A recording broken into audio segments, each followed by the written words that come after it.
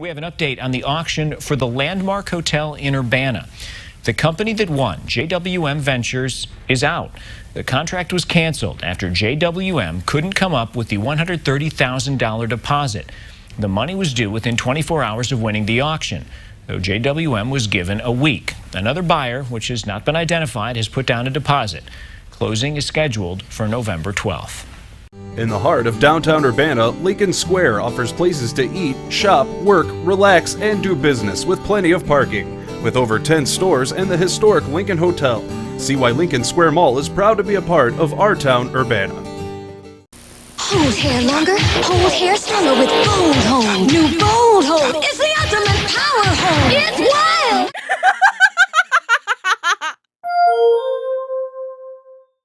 Hey everyone, and welcome back to the Urbex Dead Mall series. This is going to be a really weird video because this is a very weird mall. Welcome to the Lincoln Square Mall in Urbana, Illinois. So I'm in what appears to be downtown Urbana, Illinois, but yet there's this big mall here, and it's surrounded by all of these Gothic-style churches, and there's even one of them connected to the mall.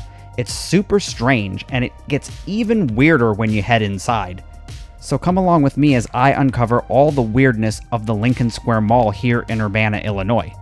So far, driving around the outside of this mall, it just seems like your typical average mall, until you come to the Common Ground, which is a food cooperative.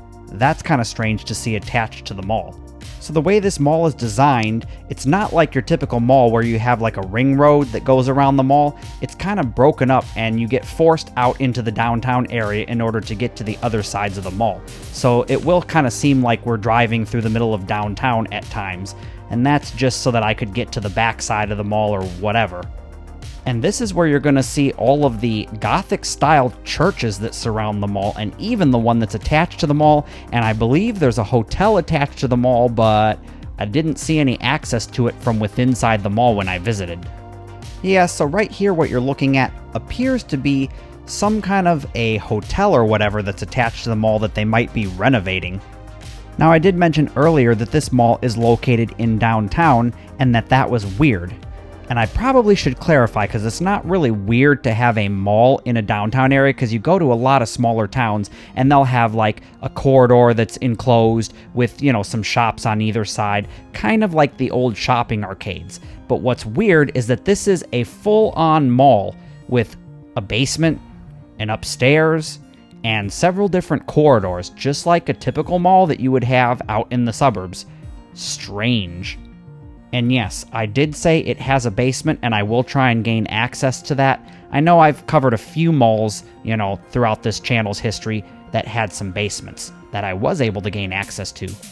But first, I wanted to take a look at this really old school sign that they had on the front of the mall entrance. In fact, all of the mall entrances had these on here, these plaques that said Lincoln Square.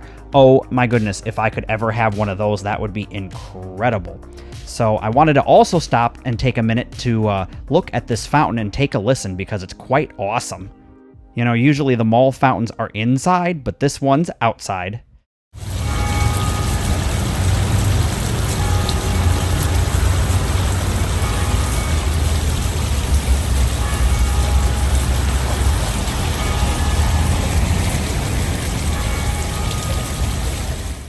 Alright, now it's time to head inside the mall and learn about its history.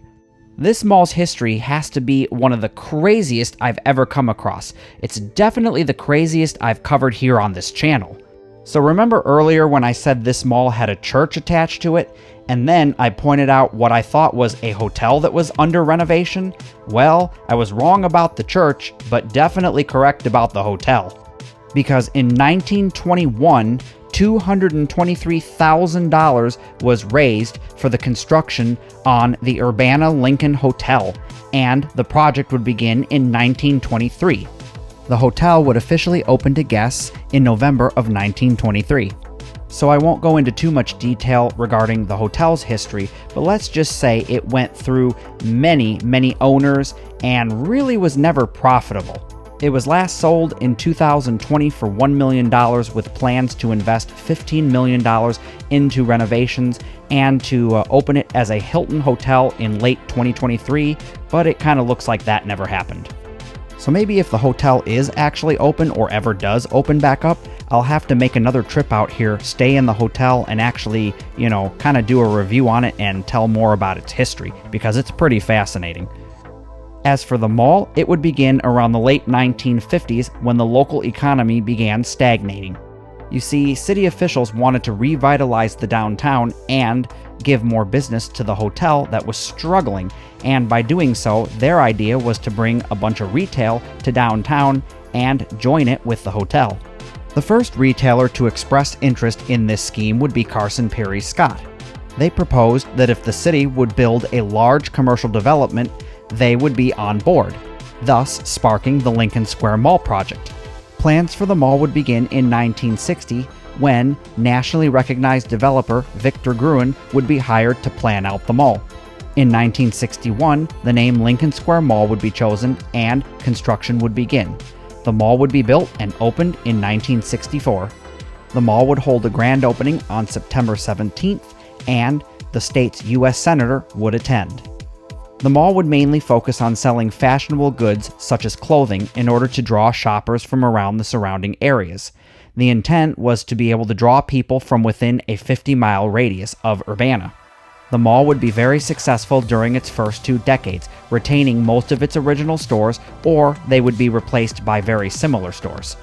However, starting in the mid-1980s, competition from some of the surrounding malls would lead to the decline of the Lincoln Square Mall.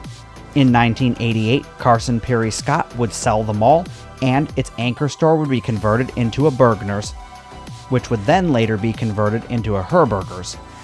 The mall would undergo a renovation in 1994, but 3 years later, Herberger's would go bankrupt. Funny enough, being converted back into a Bergner's, which again would then close in 2002.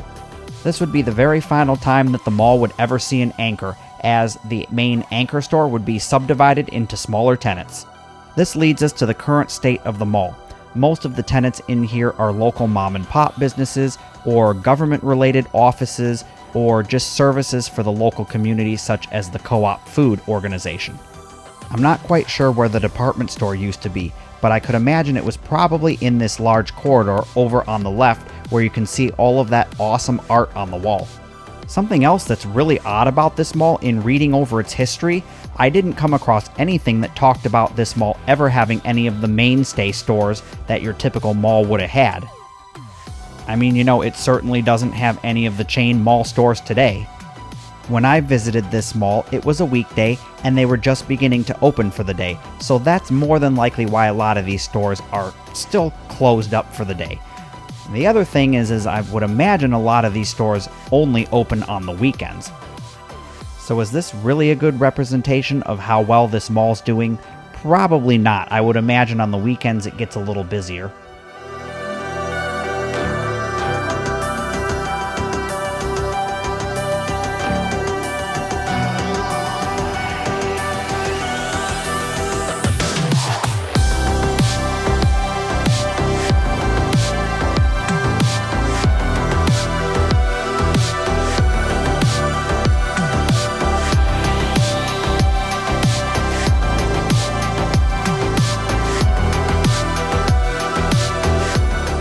So I did attempt to go downstairs. Unfortunately, the door at the bottom of the stairs was locked, and I don't think they really have any businesses in there that are accessible to the general public. So I don't know. It would have been cool if they had, the basement open and we could have went and explored it, but I couldn't. So I quickly just turned around and headed back up the stairs to check out the upper level. Now, that section I was actually able to gain access to, and it's real tiny. It's more just like a balcony with some stores up there, but it does give you a really cool kind of overlook of this corridor of the mall, the main corridor, just kind of like a bird's eye view. It was awesome.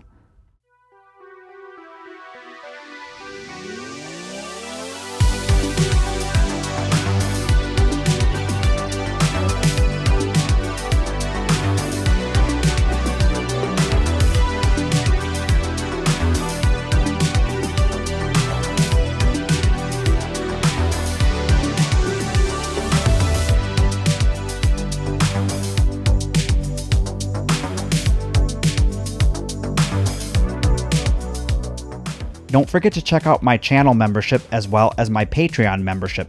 That's where you'll get to gain access to the Raw and Real edition, where you can walk through this mall as though you're really there, hear all the sights and sounds. There'll be links on screen and in the description box below. I want to thank all my members for all of your support, because without you, these videos would not be possible.